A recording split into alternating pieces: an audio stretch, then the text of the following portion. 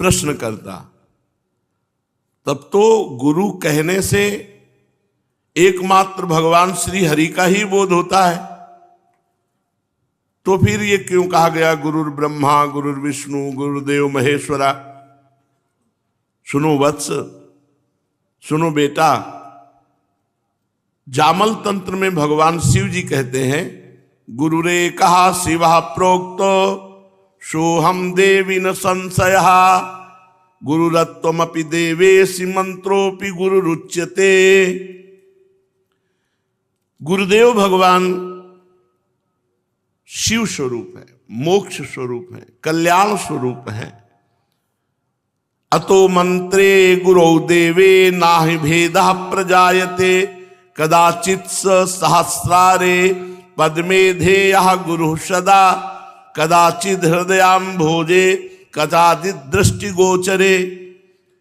हे महादेवी, मैं शिव ही गुरु हूं, देवेशी। तुम गुरु की आराधना करके तुम भी शिव स्वरूप ही हो। जो गुरु है वही गुरु मंत्र है और वही इष्ट देव है। इन तीन में कोई भेद नहीं है, गुरु, गुरु मंत्र और इष्ट देव। जो इष्ट देव है वही गुरु मंत्र है, जो गुरु मंत्र है वही गुरु है। अब बताओ, अगर ये बात समझ में आ जाए तो हर समय हम अपने गुरु में रहते हैं, क्योंकि निज मंत्र जप रहे हैं, मंत्र जप रहे हैं, शरणागत मंत्र जप रहे हैं। तो जो शरणागत निज मंत्र है वही गुरुदेव है और वही इष्ट देव है। अब हमको क्या जानकारी करनी, खूब मंत्र जपो। और जब गुरु कृपा उदय होती है मंत्र जपने से, तो हृदय रूपी शास्त्र कमल दल में वही गुरुदेव इष्ट रूप में विराजमान दिखाई देते। नारायण या गौर श्याम को हृदय निकुंज बसइए। जब साधक अधिक चिंतन करने लगता है तो उसके भ्रू मध्य पर गुरुदेव बैठे दिखाई देते हैं। कभी कभी जैसे कहा कि हमारे गुरु यहीं आसन लगाए बैठे रहते हैं। ये जो आज्ञा चक्र है इसमें गुरु विराजमान, हृदय चक्र में इष्ट देव के रूप में, आज्ञा चक्र में गुरुदेव के रूप में। तब तो श्री हरि, शिव, शक्ति ये सब गुरु रूप है। बाबा बोले केवल ये ही गुरु रूप नहीं, गुरुर् ब्रह्मा गुरुर्विष्णु गुरुर्देवो महेश्वरः गुरु तीर्थम गुरुर्यज्ञो गुरुर्दानम गुरुस्तपः गुरुरग्निर्गुरु सूर्य सर्वम गुरुमयम जगत। गुरु ब्रह्मा है, गुरु विष्णु है, गुरु महेश्वर है, गुरु सर्व तीर्थ है, गुरु सर्व यज्ञ है, गुरु सर्व दान है, गुरु सर्व तप है, गुरु ही अग्नि स्वरूप है, गुरु ही सूर्य स्वरूप है। समस्त जगत चराचर गुरुमय है। एक गुरुदेव ही चराचर जगत के रूप में अखंड मंडलाकारम व्याप्तमेन चराचरम, चराचर में व्याप्त गुरुदेव। तो इसका मतलब हुआ महाराज जी, जगत में जो कुछ है सभी गुरुदेव हैं, समस्त जगत गुरु में है। किंतु इस बात को मैं भली भांति नहीं समझ सका हूं, क्योंकि एक ही पुरुष समकाल में ब्रह्मा कैसे हो सकता है, विष्णु कैसे हो सकता है, महेश्वर कैसे हो सकता है, अग्नि सूर्य तपस्या तीर्थ दान यज्ञ आदि ये एक ही समय में कैसे हो सकता है। अलग अलग समय में एक तो समझ में आता है, एक ही समय में कैसे हो सकता है। उत्तर बाबा दे रहे हैं, सिद्धांत की तुम बात नहीं समझ पाए, सिद्धांत की बात समझ नहीं पाए। देखो, पहले एक परब्रह्म परमात्मा के सिवा कुछ नहीं था। बहुत सुंदर सिद्धांत, बहुत एक एक शास्त्र सम्मानित प्रमाणित बात है। हे वत्स, इस सृष्टि में सबसे पहले एक परब्रह्म परमात्मा भगवान थे। एकाकी न रमते, ये उपनिषद सूत्र है। अकेले क्रीड़ा नहीं होती, इसी कारण उसने संकल्प किया, एकोहम बहुश्यामः बहुश्यायाम प्रजाएयम। मैं अकेला बहुत रूपों में हो जाऊं। वही पर ब्रह्म परमात्मा चर अचर के रूप में हो गया। ये जितना सब कुछ है वही है, बना हुआ है। बहुश्याम प्रजाएयम, मैं अनेक रूपों में हो जाऊं। ये शंका उत्पन्न करने का स्थान नहीं है।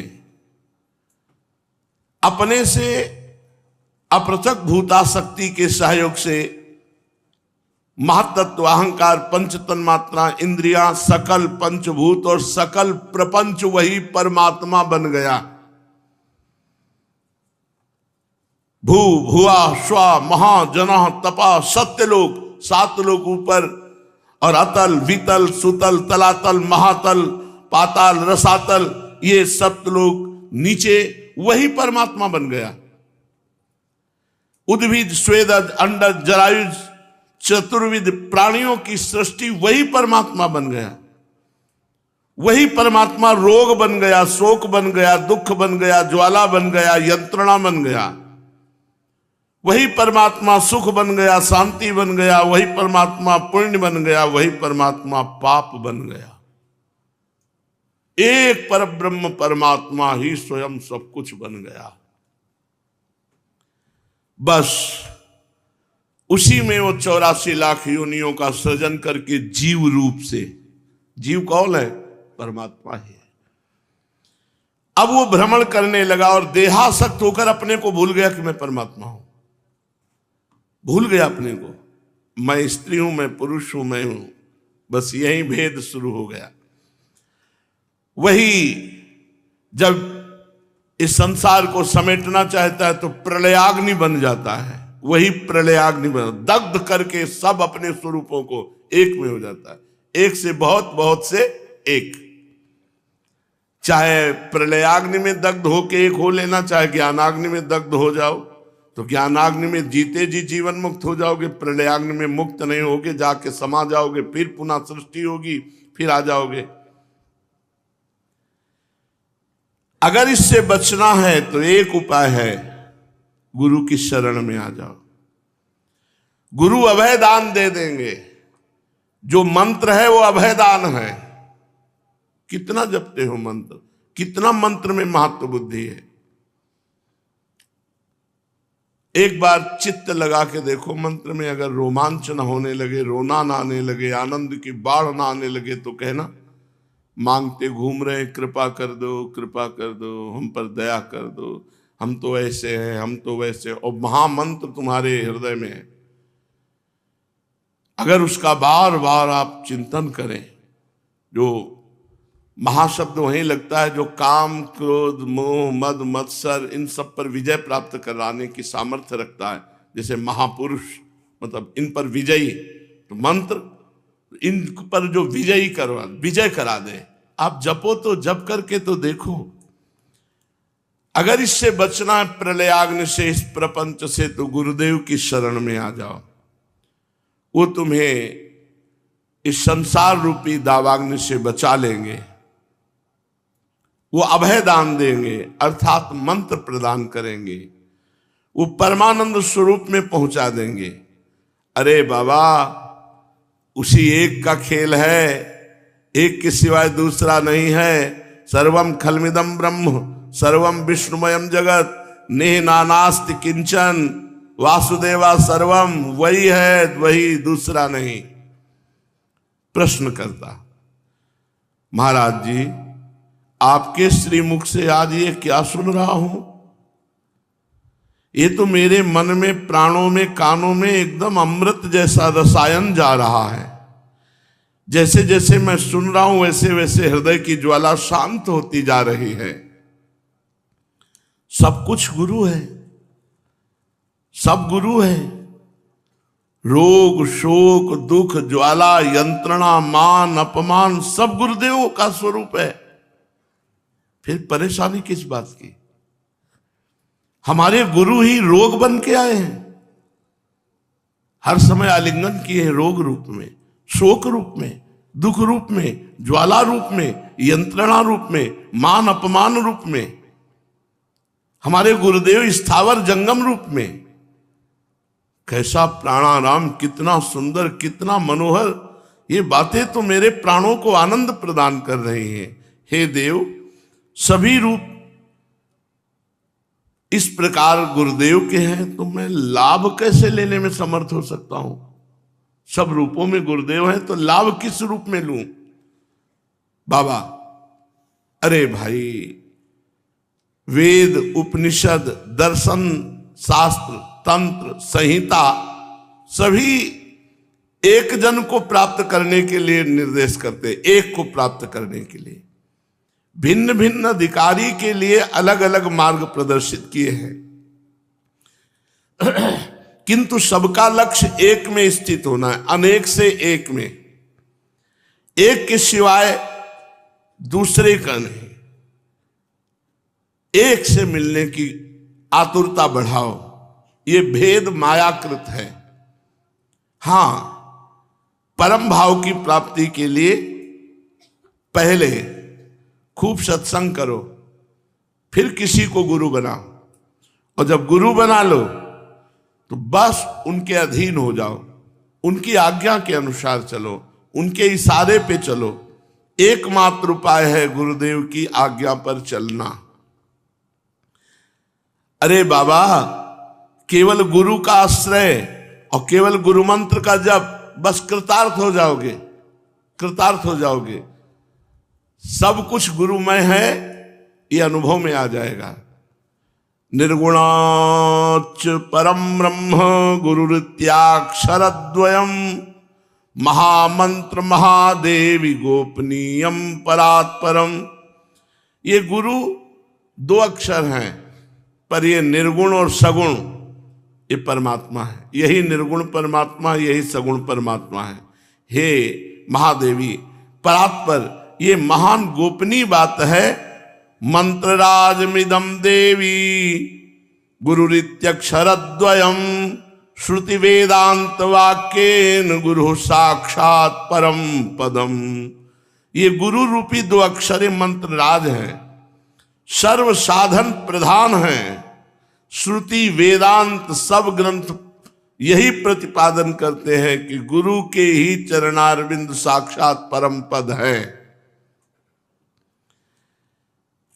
जो गुरुदेव के चरणों का आश्रय लेता है उसे कभी मोह नहीं हो सकता, अज्ञान नहीं हो सकता। प्रश्न करता, आहा आहा, गुरु गुरु गुरु। देव श्री चरणों में और कोई अब प्रार्थना नहीं, केवल एक ही प्रार्थना है कि मैं हर समय गुरुदेव के चरणों का चिंतन करता रहूं, गुरुदेव के चरणों के आश्रित रहूं।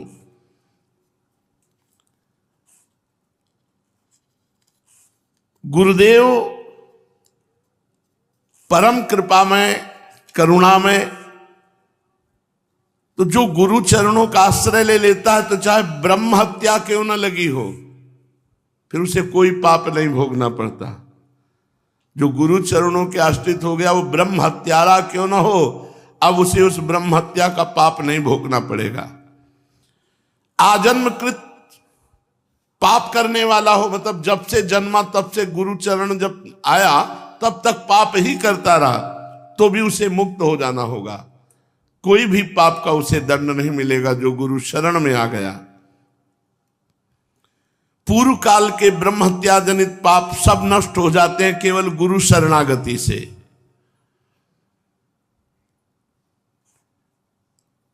मातृवध, देव ब्रह्म हत्या, गौ हत्या, ऐसे बड़े बड़े पातक करने वाला भी यदि गुरु शरण में आ जाए तो निष्पाप हो जाता है, परम पावन हो जाता है। गुरु से अधिक कोई शास्त्र नहीं।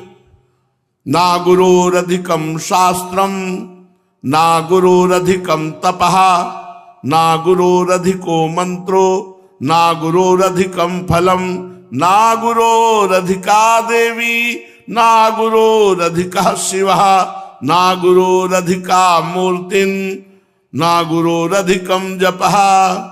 गुरु से अधिक कोई बड़ा शास्त्र नहीं है। गुरुदेव बोल रहे हैं तो किसी शास्त्र से प्रमाण लेने की जरूरत नहीं।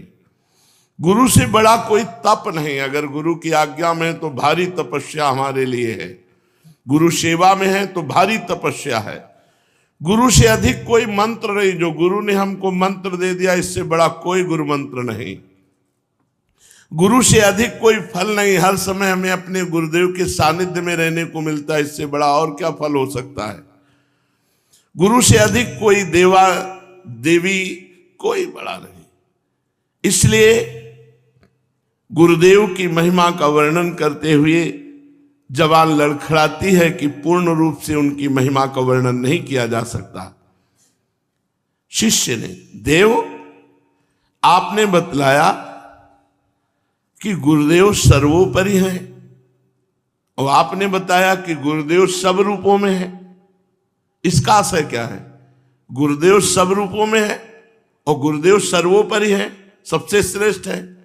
तो जब सब रूपों में है तो सबसे श्रेष्ठ कैसे है? और सबसे श्रेष्ठ है तो सब रूपों में कैसे है? चंचल मति समझ नहीं पाया। बाबा बोले, चंचल मति समझ नहीं पाया। जब वो एक है और उसने अपने को बहुत रूपों में किया, तो हम बहुत रूपों की आराधना नहीं कर सकते, एक रूप की आराधना कर। तो हम जिसको गुरु माना उसको अगर सर्वोपरि नहीं मानेंगे तो हमारा मन जाता रहेगा कि वो उनकी उपासना, अरे ये तो गुरु हैं, वो तो देवता हैं, वो तो अमुक हैं, वो तो नहीं, सर्वोपरि। यहां तक कि एक तरफ भगवान खड़े, एक तरफ गुरुदेव, तो हम पहले गुरुदेव के चरण पकड़ेंगे, गुरुदेव को प्रणाम करेंगे। गुरु गोविंद दो खड़े काके लागों पाए, तो बलिहारी गुरु आपने, क्योंकि गोविंद दियो बताए। जिन्होंने हमें गोविंद से मिला दिया, ऐसे गुरुदेव की बलिहारी, या गोविंद ने बता दिया कि गुरुदेव के पहले चरण पकड़ो तभी हम पकड़ में आएंगे। अगर गुरुदेव के चरण छोड़ दिए तो हमें नहीं पकड़ सकते, क्योंकि गुरुदेव की कृपा से ही हमारी प्राप्ति होती है। इसलिए गुरुदेव को सर्वोपरि माना जाता है कि इनसे बढ़कर कोई नहीं, क्योंकि हमारा मन फिर कहीं जाए ना। इसीलिए उत्तर देते समय कहा, अरे चंचल मति, कि तुम्हारी मति एकाग्र नहीं, इसलिए तुम्हें ऐसा प्रश्न आया। जब गुरुदेव कृपा करते हैं तो शिष्य को साधना और मंत्र दोनों देते हैं, लेकिन कोई बिरला ही ऐसा है जो गुरु वाक्य पे टिका रहे।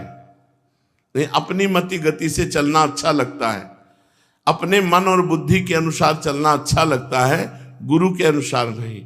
धन्य है उसका जीवन जो अपने मन बुद्धि को गुरु के अनुसार चलाता है। शिष्य गुरु के दिए हुए मंत्र की साधना करता है। गुरु मंत्र और इष्ट देव और गुरु तीनों एक ही हैं। जिस समय गुरु की सेवा और मन ही मन गुरु मंत्र का जाप और इष्ट देव का आश्रय, उसी समय साधक सिद्ध हो जाता है। इष्ट देव का आश्रय, मन ही मन गुरु मंत्र का जाप और गुरु चरणों का सानिध्य, गुरु सेवा। गुरुदेव का जो पूर्ण स्वरूप है वही शिष्य का स्वरूप हो जाता है। तीन बातें, गुरु सेवा, मन ही मन गुरु मंत्र का जाप और प्रगट में इष्ट देव का आश्रय। शिष्य के हृदय में गुरुदेव की महिमा सुनते सुनते कभी तृप्ति नहीं होनी चाहिए और प्रगाढ़ भक्ति गुरुदेव के चरणों में होनी चाहिए। किसी भी तत्व को धारण करने के लिए तपस्या की आवश्यकता होती। बिना तप किए वो गुरु भक्ति में भी नहीं आ सकता। बिना तपस्या के एक जगह टिक नहीं सकता, उसका मन चंचल होता रहता है। और चंचल व्यक्ति कभी सिद्ध नहीं होता। चंचल व्यक्ति कभी सिद्ध नहीं होता। चंचलता बिना तपस्या के नहीं जाती, इसलिए वो एक जगह टिकता नहीं है। क्योंकि जैसे स्नान के बाद हाथी धूल भर के सूंड में अपने शरीर में डाल लेता है, ऐसे ही चंचलता रूपी धूल गुरु कृपा का जो स्नान हुआ वो टिकने नहीं देती, फिर धूल डाल देती है। तपसा प्राप्यते सत्वम, सत्वात् संप्राप्यते मनः, मनसा प्राप्यते आत्मा, आत्मा पत्या निवर्तते। उपनिषद कहता है कि तपस्वी पुरुष ही शतोगुणी होता है और शतोगुणी का ही मन स्थिर रहता है और स्थिर मन वाला ही आत्मज्ञान प्राप्त करता है और आत्मज्ञानी ही संसार से मुक्त होता है। तो प्रश्न हुआ, आपका तपस्या से क्या तात्पर्य है? तो बाबा ने कहा, श्री भगवान ने गीता में त्रिविध तपस्या का वर्णन किया है। देव द्विज गुरु प्राज्ञ पूजनम शौच मार्जवम ब्रह्मचर्य महिंसा चा शारीरम तप उच्यते।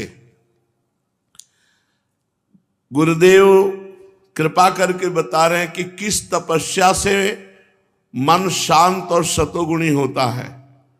तो बोले, देवता की आराधना, ब्रह्म ऋषियों की आराधना, गुरु की आराधना, तत्वज्ञ साधुओं की पूजा और पवित्र शरीर, पवित्र वाणी, पवित्र मन, सरलता, ब्रह्मचर्य और अहिंसा, ये शारीरम तप उच्यते, ये शरीर का तप है। शरीर से देवता का पूजन, ब्रह्म ऋषियों की सेवा, गुरु की सेवा, तत्वज्ञ साधुओं की सेवा, शरीर पवित्र रखना, सरल व्यवहार करना और शरीर को ब्रह्मचर्य रखना, ये किसी की हिंसा न करना, ये शारीरिक तप उच्यते। देव द्विज गुरु प्राज्ञ पूजनम शौच मार्जवम ब्रह्मचर्य महिंसा च शारीरम तप उच्यते, ये शरीर तप है। दूसरा, अनुद्वेग करम वाक्यम सत्यम प्रियम हितंच यत् स्वाध्यायाभ्यसनम चैव वांगमयम तप उच्यते। शरीर का तप अभी बताया, अब ये वाणी का तप बताया कि तुम्हारा वचन ऐसा नहीं होना चाहिए कि किसी के हृदय में जाके दुख दे। उद्वेगपूर्ण वचन नहीं बोलना, सत्य बोलना, प्रिय बोलना, हितकर वाक्य बोलना, शास्त्रों का पाठ करना, स्तोत्र आदि का पाठ करना और मौन रहना, ये वाणी का तप है। शारीरिक तप, वांग्मय तप और फिर मानसिक तप। मना प्रसाद सौम्यत्वम मौनमात्म विनिग्रह भावसम शुद्धि रित्येत तपो मानस मुच्यते। सदैव प्रसन्न रहने की चेष्टा करें। जहां निगेटिव भाव आवे तुरंत उसे काटो, राधा राधा राधा नाम के प्रभाव से उसे काटो और प्रसन्न रहो। आगे किसी भय का जो दर्शन कराता है मन, उसी समय निर्भय हो भगवान का आश्रय लेकर। अरे नहीं, भगवान है ना, करुणा में भगवान हमको बचाएंगे। अगर कोई संकट आएगा, जहां मन भयभीत करने लगे वहां भगवान को, जहां मन प्रपंच में फंसाने लगे वहां नाम के द्वारा उसे काटो। मन की प्रसन्नता सबसे बड़ा तप है। सौम्यता अर्थात क्रूरता का अभाव, वाक संयम, वाणी का संयम, मन का विषयों की ओर से हटाकर भगवत चरणारविंद में लगाना और व्यवहार सरल होना, ये मन की तपस्या है। शरीर की तपस्या, वाणी की तपस्या, मन की तपस्या जब ठीक होगी तब गुरु चरणों में प्रीति होगी। इसीलिए प्रायः गुरु चरणों में प्रीति नहीं देखी जाती। जब इस प्रकार तपस्या करते करते सतोगुण आ जाता है तो मन चंचलता रहित हो जाता है, और जब स्थिर चित्त से गुरु के वाक्य सुने जाते हैं तो हृदय में वो वाक्य जाकर के अपना प्रभाव दिखाते हैं। फिर उसे आत्मज्ञान होता है, आत्मज्ञानी ही जीवन मुक्त हो जाता है। तो क्या चंचल चित्त व्यक्ति सब उसका साधन निरर्थक होता है? निरर्थक तो नहीं, क्योंकि सत्साधन है, किंतु बहुत लंबा समय व्यर्थ चला जाएगा। जब धीरे धीरे साधन करते करते करते करते उसकी वासनाएं नष्ट होंगी, फिर उसके अंदर ये तपस्या आएगी, तब उसकी भूमि दृढ़ होगी। होगा ऐसे ही, पर बहुत लंबा समय लगेगा। किंतु प्रभु जो तपस्या नहीं कर सकते उनके लिए कोई उपाय है? ये मानसिक, शारीरिक, वाचिक तपस्या नहीं कर सकते तो उनके लिए कोई उपाय है कि वो भगवत प्राप्ति कर ले? अवश्य अवश्य। सर्वदा गुरु के अधीन हो जाओ। बस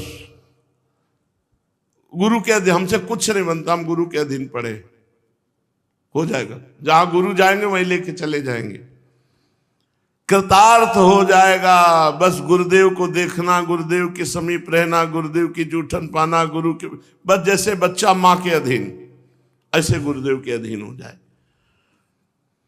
सर्व तीर्थ में स्नान करके, सर्व तीर्थ में जितने भी तीर्थ है, स्नान करके जो पवित्रता आती है गुरुदेव की चरण रज, ऐसे लगा लो परम पवित्र हो गए। वह परम पवित्र हो जाता है जो गुरुदेव की चरण रज का सेवन करता है। वह मोक्ष लाभ का अधिकारी हो जाता है जो गुरुदेव के चरणों के आश्रित रहता है। सायं प्रातः गुरुदेव की दंडवत करो और गुरुदेव को प्रणाम करके मन ही मन गुरुदेव का वर्ण करो रोज। गुरुदेव हमारे साधन भी आप हैं और साध्य भी आप हैं। और तुम्हें एक महिमा की बात बताते हैं, कुछ ना कर पाओ, मान लो हर समय गुरुदेव के सानिध्य में रहने का तुम्हारा सौभाग्य नहीं है, तो वत्स मैं तुम्हें एक बहुत बड़ी बात बताता हूं। तुम अपने श्री गुरु की पादुका ले लो और उनको अपने पास रख लो। हर समय गुरु की पादुका के साथ रहो तो गुरु के सानिध्य में ही माना जाएगा। ये बहुत सुंदर बात है। सब कोई अपने गुरुदेव के समीप नहीं रह सकता। कह रहे कोटि कोटि महादानात, कोटि कोटि महाव्रतात्, कोटि कोटि महाज्ञानात् पराश्री पादुका स्मृति ही। ओहो, कोटि मंत्र जपात देवी पुण्य तीर्था गाहनात्, कोटि देवार्चनात् देवी पराश्री पादुका स्मृति ही। महारोग महोत्पाते महादोषे महाभये महापदी महापापे स्मृता रक्षति पादुका। बहुत सुंदर, बहुत सुंदर, बड़ी दुर्लभ बात पूज्य श्री सीताराम दास जी महाराज के वचनों से मिल रही। कोटि कोटि महादान, कोटि कोटि महाव्रत, कोटि कोटि महाज्ञान से भी अधिक है गुरु के चरण पादुका का स्मरण करना। गुरु की चरण पादुका का स्मरण करना, अपने गुरु की चरण पादुका का स्मरण करना। गुरुदेव की कृपा से सिराहना गुरुदेव की पादुका से ही भरा हुआ है। जूता, पादुका, मोजा जो है वो सब सिराहने रखे हुए। जो गुरुजी ने पादुका दी थी वो सिंहासन पर विराजमान है। ऐसे जो दांव लग जाता है वो सब जगह जगह रखी ऊंचे ऊंचे पे, जिधर जाओ उधर से दंडवत करो गुरु जी की। कहीं जूते रखे हैं, कहीं मोजे रखे हैं, कहीं और जहाँ शयन करते हैं वहाँ जूते अलग रखे। कई जोड़ी जो मोजा रिटायर करके रख दिए गए। तो जब सेवा में थे तो पूछ लेते, महाराज जी अब ये तो पहनने के काम में आएंगे नहीं, तो क्या रखे रहने दो? नहीं, रखे ही रहेंगे, पर पूछ रहे हैं पहनने काम में आएंगे? नहीं, अब तो नए पहनते हैं। तो ठीक है महाराज जी, उन्हीं के सामने जेब में ऐसे रख लिए। गुरु की चरण पादुका का स्मरण, देखो कह रहे कोटि कोटि महादाना, करोड़ करोड़ प्रकार से दान करने से जो पुण्य होता है केवल गुरु की पादुका सर पर रख लेने से होता है। ये हमारी बात मान लो। गुरु की पादुका का बहुत बड़ा महिमा है, बहुत बड़ी महिमा है। रोज प्रातः स्नान करके अपने मस्तक पर गुरु पादुका रखो और कुछ सेकेंड या मिनट गुरु मंत्र जपो। सबसे बड़ी पूजा बता, सबसे पहला कार्य गुरु पादुका को मस्तक पर पधराओ और गुरु मंत्र जपो। फिर गुरु पादुका जिस आसन पर विराजमान है, थोड़ा जल, गंगा जल या यमुना जल लेकर चरण पादुका का प्रक्षालन करो और वो चरणामृत पान करो। हाथ धो करके फिर चंदन, तिलक, जो भी आपकी सामग्री पूजन की है उससे गुरु पादुका का पूजन करें। गुरु पादुका का जो स्मरण कर, करोड़ करोड़ महाव्रतों का फल, करोड़ करोड़ जो ज्ञानियों को परम लाभ प्राप्त, वो सब गुरु पादुका से। कोटि मंत्र जपात देवी पुण्य तीर्थावगाहनात्, कोटि देवार्चनात् देवी पराश्री पादुका स्मृति। गुरुदेव की चरण पादुका का पूजन, उनका ध्यान, उनका स्मरण, बोले करोड़ों मंत्र जप का फल, सब तीर्थों के अवगाहन का फल, सब देवताओं के अर्चन का फल गुरु पादुका पूजन से प्राप्त हो जाता है। और अगर गुरु पादुका छाती से बंधी हो तो देखो कह रहे महारोगे महोत्पाते महादोषे महाभये महापदी महापापे स्मृता रक्षति पादुका। अगर गुरु पादुका को ऐसे छाती पे बांधे हुए तो कोई महारोग उसे गिरा नहीं सकता, कोई महा उत्पात उसे छू नहीं सकता, कोई महादोष उसे स्पर्श नहीं कर सकता।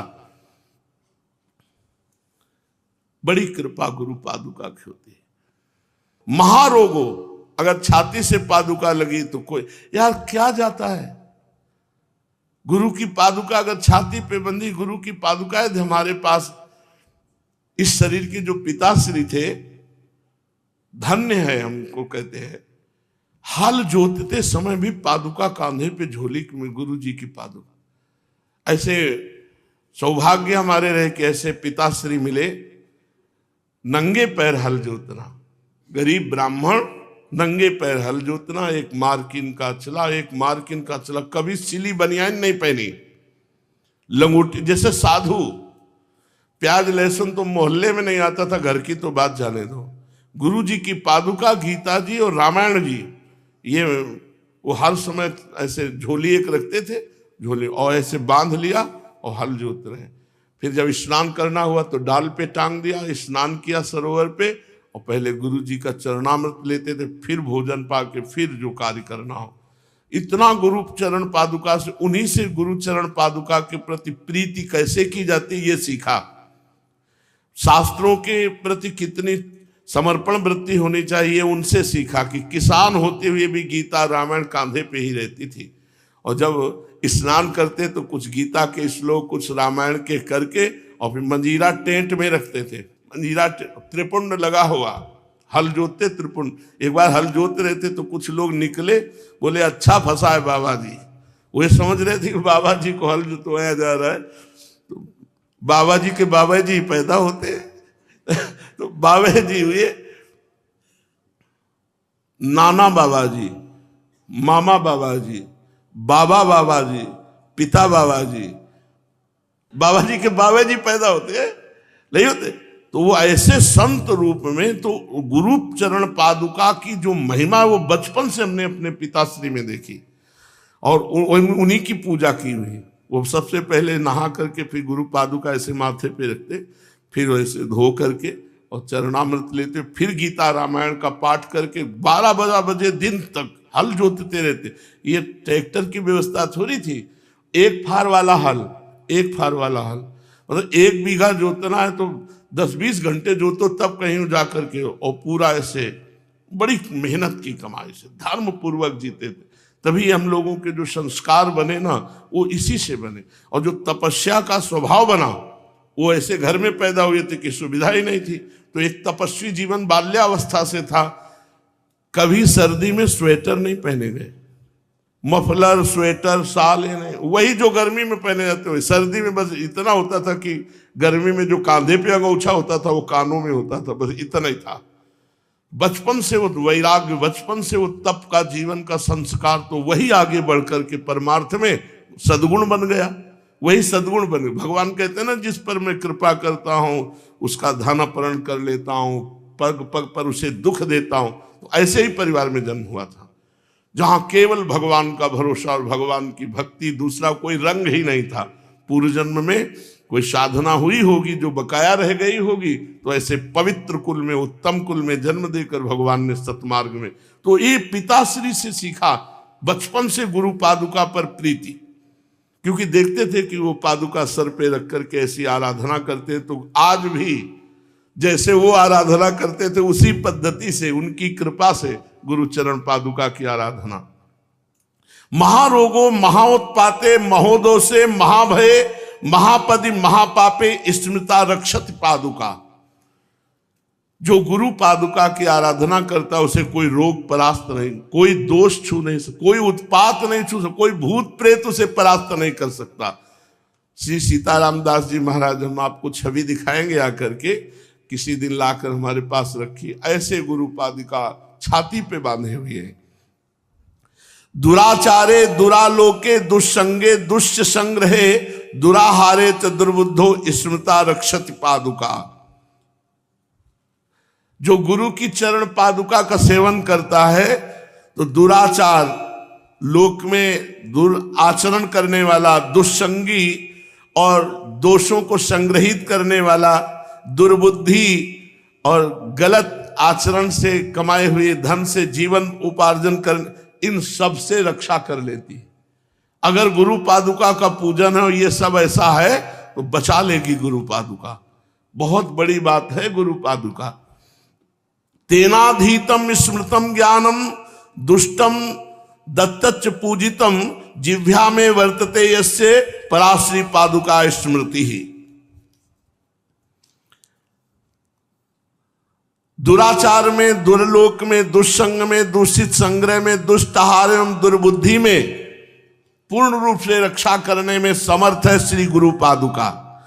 जिसकी जिह्वा पर श्री गुरु पादुका का चरणामृत पहुंचता है रोज, उसके द्वारा वेद शास्त्रों का अध्ययन का रोज फल मिलता है। कितना सौभाग्य है।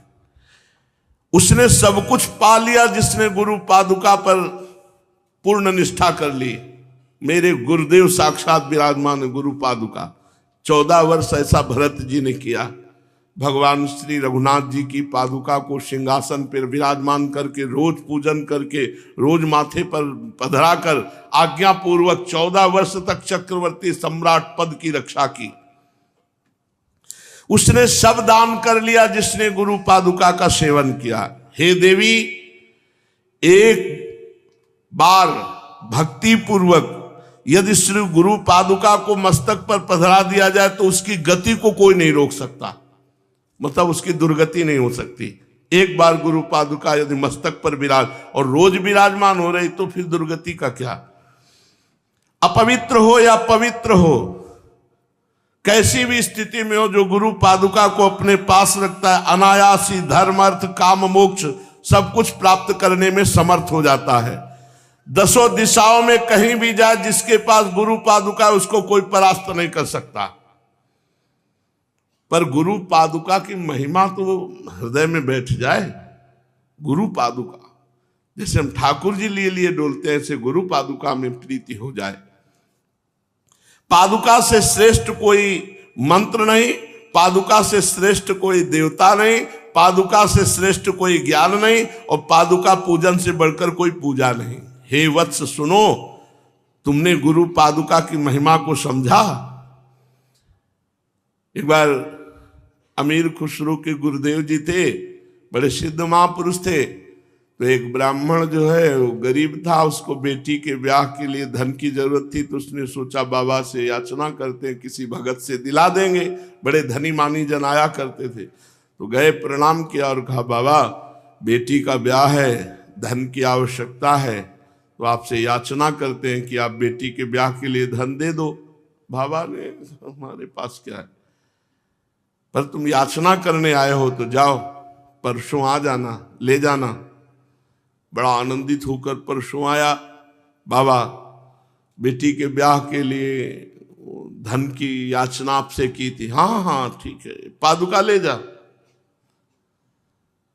अब संत ने आज्ञा की तो पादुका उठा तो ली, लेकिन निराशा हुई कि लकड़ी की पादुका, हमें तो हजारों रुपए चाहिए थे बेटी के ब्याह के लिए, लकड़ी की पादुका से क्या होगा। पर संत ने कह दिया। तो संत के वचन रहस्यमय होते हैं, उनको अपनी बुद्धि से नहीं तौलना चाहिए। पादुका सर पे रख ली और निराश होके जा रहा था। आगे जब रास्ते से जा रहा था तो अमीर खुसरो जी आ रहे थे।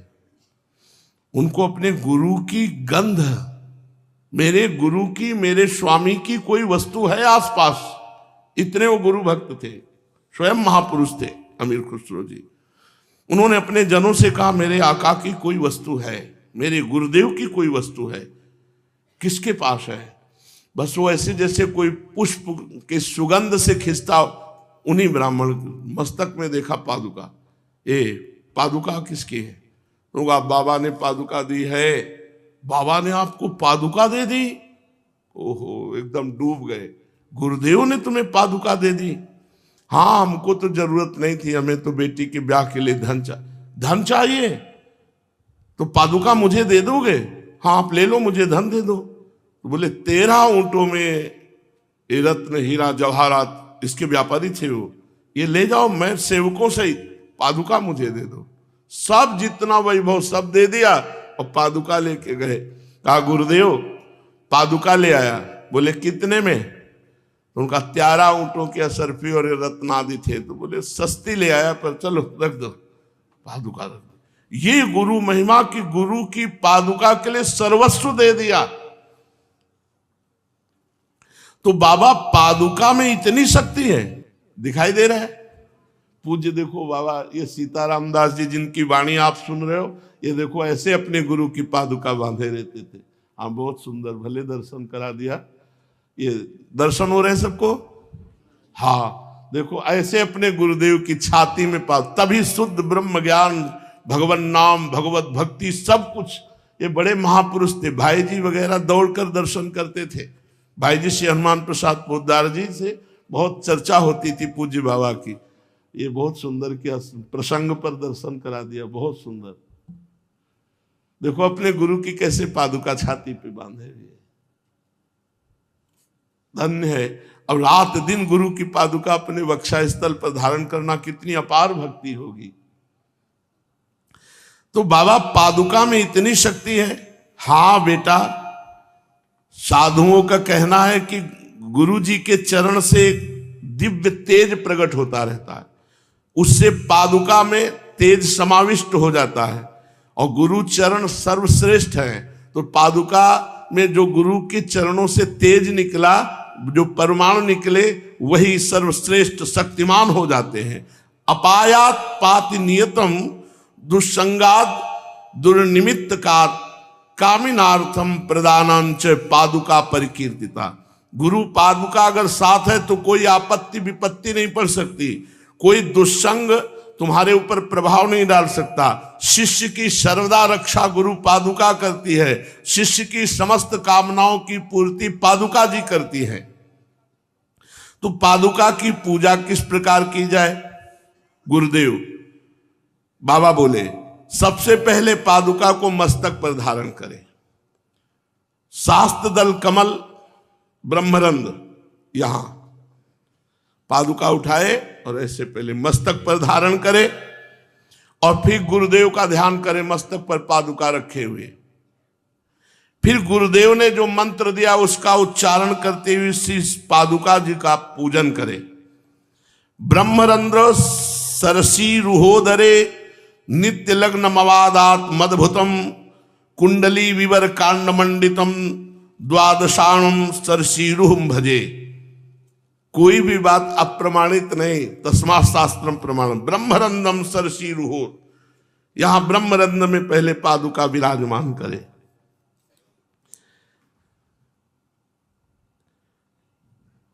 बाबा आप इसे समझा करके कहें तो मेरी समझ में आ जाएगा। ब्रह्मरंध्र में सरसीरु स्थान, यहां सहस्त्र दल कमल है। यहां गुरु की पादुका विराजमान करने पर कुंडलिनी में झटका लगता है जाके। देखो दिव्य तेज का प्रभाव, भाव करो। जो कुंडलिनी यौगिक क्रिया के द्वारा बहुत मुश्किल से जागृत की जाती है, जब ब्रह्मरंध्र में गुरु पादुका विराजमान करते हैं तो उसका तेज कुंडलिनी को जाकर जागृत करता है। अद्भुत कुंडलिनी के गमन पद रूप छिद्रावशिष्ट जो कांड नाल है, वहां से होकर एक चित्रणी नाड़ी निकलती है। उस नाड़ी में जाकर गुरु पादुका प्रभाव करती, मतलब दिव्यता गुरु पादुका की। फिर द्वादश दल कमल की कर्णिका में श्री गुरुदेव भगवान का जो ध्यान पूर्वक यहां पादुका रखी गई है, वो जाकर के वहां उन कमल को खिलाती। जो 60 कमल है सब कमलों को खिला देती है।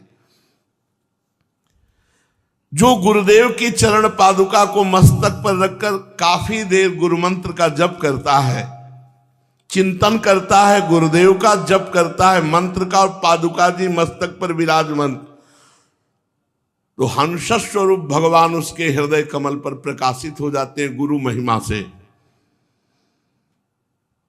गुरु पाद पद्म द्वय गुरु जी के चरण जो दो हैं, उनका जो चिन्ह है पादुका, अरुण अरुण वर्ण, गुरुदेव के चरणों का ध्यान करते हुए फिर पादुका को स्नान कराए।